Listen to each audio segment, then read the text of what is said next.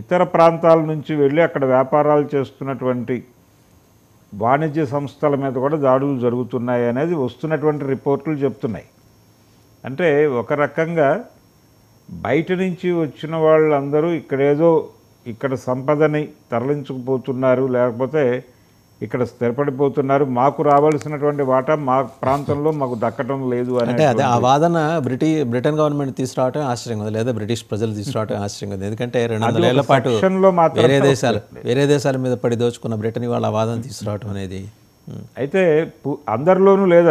అది కూడా minority సెక్షనే, minority section మాత్రమే ఉంది. ఎందుకంటే ఇప్పుడు అక్కడ ఆ దేశ పదవిలో ఉన్నటువంటి ఆయన ఉన్నాడు కదా, ప్రైమ్ మినిస్టర్, ఆయన కూడా హిందూ మతానుయాయే చాలా క్లియర్గా. కాబట్టి ఇది మెజారిటీ అభిప్రాయంగా అనుకోనక్కర్లేదు, కానీ ఒక మైనారిటీ గొడవ అయితే జరుగుతోంది అక్కడ. ఈ నేపథ్యంలో షేక్ హసీనాని అక్కడికి ఎలో చేయటానికి సంబంధించి ఉన్నటువంటి ఇబ్బందులు ఏవో వాళ్ళకు ఉన్నాయి. అందుకనే గ్రీన్ సిగ్నల్ రావడం లేదు. నిజానికి చాలా సందర్భాల్లో చాలామంది England is the safe area అనుకుంటారు తలదాచుకోవటానికి. అంటే ఒక రకంగా విముక్తి ప్రాంతంలో తలదాచుకోవటం అనేది విప్లవకారుల వ్యూహం. అలా అనుకుంటారు, అదొక లిబరేటెడ్ ఏరియాగానే చూసేటువంటి సాంప్రదాయం మొదటి నుంచి ఉంది.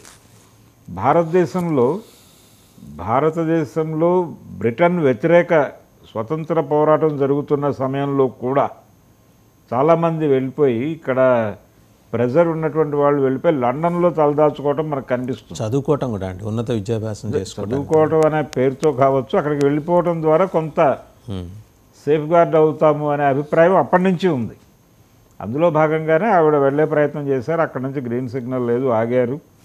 అయితే బంగ్లాదేశ్లో నుంచి వస్తున్నటువంటి సమాచారంలో ఇప్పుడు వాళ్ళు ఈ గొడవ జరుగుతోంది, మనమేదో హిందూ సంస్థల మీద దాడులు చేస్తున్నాము అనే అభిప్రాయం ప్రపంచవ్యాప్తంగా సర్క్యులేట్ అవుతోంది అనే విషయం స్పష్టంగా గుర్తించి వాళ్ళు వాటికి రక్షణ కల్పిస్తూ వాటి చుట్టూ వాలంటీర్లుగా నిలబడి ఉన్నటువంటి ఫొటోసు, వీడియోసు అవి బయటకు పంపిస్తున్నారు.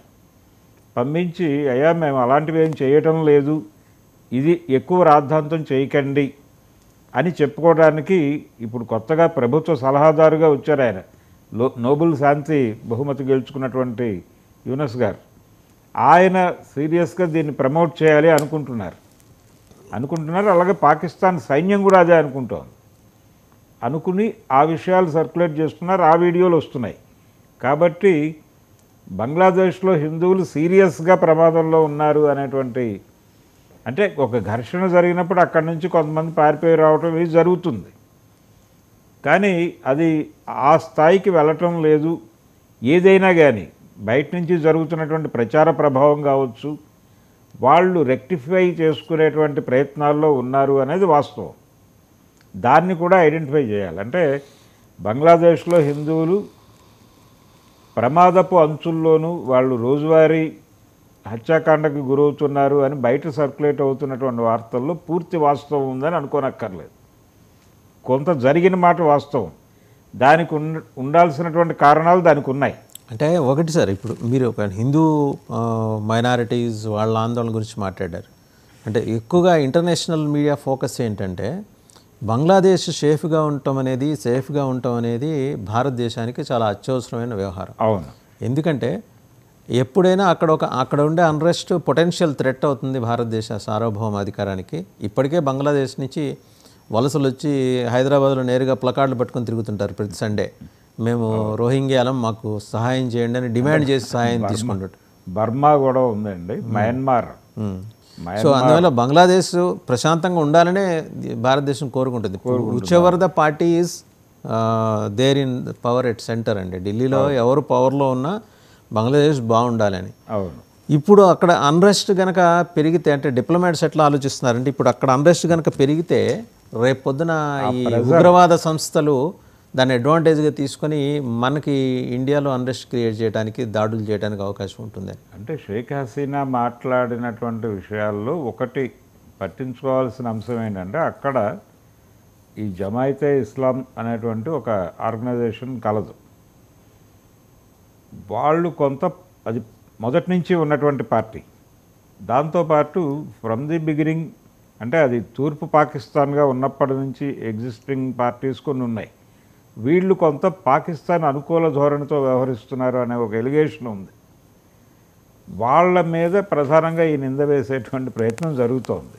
ఈ హిందూ ఫ్యామిలీస్ మీద జరుగుతున్న దాడులకు సంబంధించి ఆ అకౌంట్లో వేసే ప్రయత్నం చేస్తున్నారు. రెండోది ఈ అవామీలో ఉన్నటువంటి వాళ్ళల్లో సభ్యత్వం ఉన్న వాళ్ళల్లో హిందువులు చాలా ఎక్కువ సంఖ్యలోనే ఉన్నారు.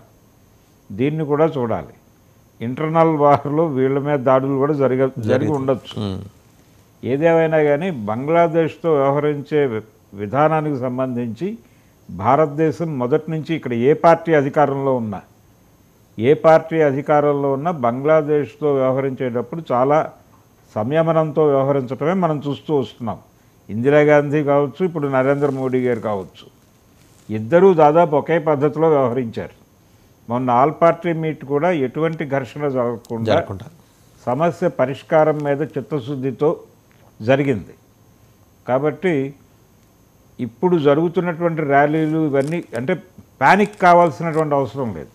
ఇష్యూ మీద సీరియస్గా ఉండాల్సిన అవసరం ఉంది. ప్యానిక్ కావాల్సినటువంటి అవసరం లేదు. జనాలు కూడా అలా లేరు.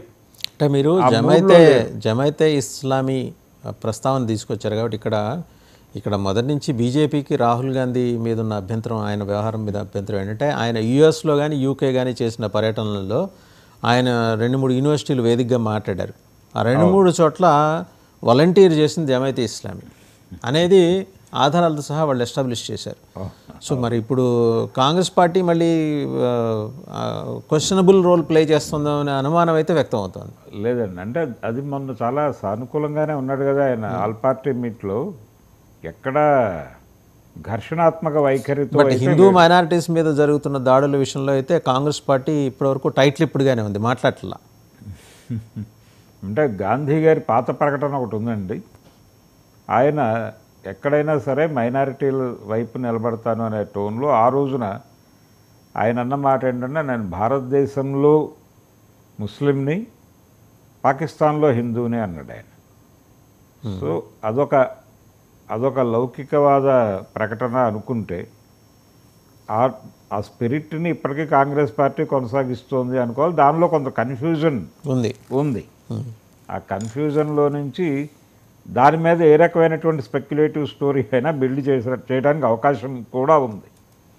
దానిలో భాగంగా అసలు వీళ్ళ రూట్స్ని తవ్వి కొన్ని కాన్స్పిరసీ థియరీస్ కూడా సర్క్యులేషన్లో పెట్టారు. ఎందుకైనా మంచిదని.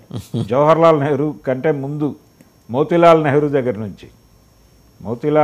దగ్గర నుంచి దీనికి సంబంధించినటువంటి చర్చ వివాదాలు చాలా డీటెయిల్గా మాట్లాడదాం మనం డెఫినెట్గా. Thank you very much Bharadwaj గారు.